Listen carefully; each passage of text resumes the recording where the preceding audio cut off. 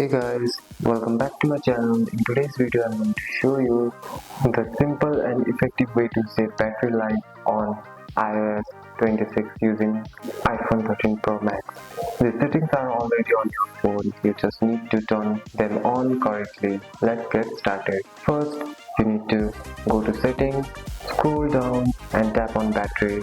Now turn on low power mode. This reduces background activity and helps your battery last much longer, especially when your battery is low. Go back to settings, tap the general, then background app refresh. This stops app from running in the background and draining your battery without you notice. Now tap display and brightness. Lower your brightness level slightly. You can also turn on auto brightness by going to accessibility, then display and text size and auto brightness. This helps your phone to reduce automatically and save power. That's it. That's all for today's video guys. If you found this video helpful, drop a like and subscribe for more videos. Thanks for watching. See you in the next one.